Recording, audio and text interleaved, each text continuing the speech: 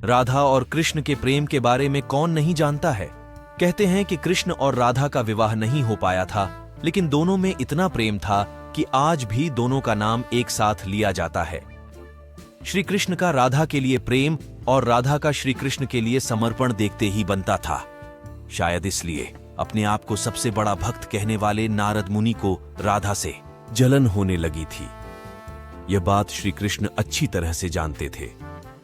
एक दिन राधा के बारे में बात करने के लिए नारद मुनि श्री कृष्ण के पास आए।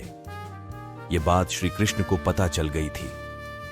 जैसे ही नारद मुनि वहां पहुंचे तो श्री कृष्ण उन्हें देखकर अपना सिर पकड़कर बैठ गए।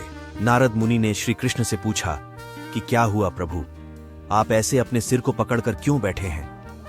श्री कृष्ण ने कहा, हे नारद मुनि, मेरा सिर दर्द कर रहा है। नारद मुनि ने पूछा, प्रभु, इसको दूर करने का उपाय क्या है? तब श्री कृष्ण ने कहा, अगर मैं अपने सबसे बड़े भक्त का चरणामृत पी लूं तो इसे दूर किया जा सकता है।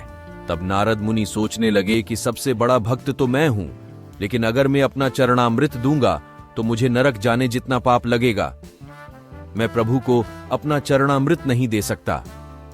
कुछ देर सोचने के बाद उनके मन में राधा का विचार आया और वे सोचने लगे कि लोग राधा को भी तो श्री कृष्ण का सबसे बड़ा भक्त मानते हैं, इसलिए क्यों ना उनके पास जाकर पूछा जाए।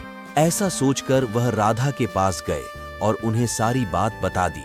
राधा ने जैसे ही सुना, एक बर्तन में अपने पैर धोकर चरणामृत नारद मुनि को देते हुए कहा, हे मुनिराज, मुझे नहीं पता कि मैं उनकी कितनी बड़ी भक्त हूं, लेकिन मुझे यह पता है कि श्री कृष्ण को अपना चरणामृत देने से मुझे नरक में जाने जितना पाप लगेगा और मुझे नरक जितनी यातना सहन करनी पड़ेगी।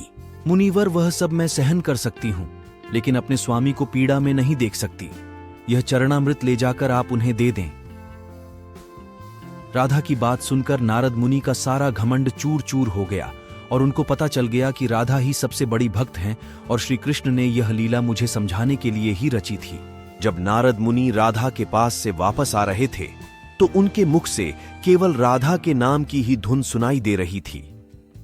जब वे श्री कृष्ण के पास पहुंचे तो देखा कि श्री कृष्ण उनको देखकर केवल मुस्कुराए जा रहे हैं और नारद मुनि ने भी सारी बात को समझकर उन्हें प्रणाम करते हुए कहा, राधे राधे।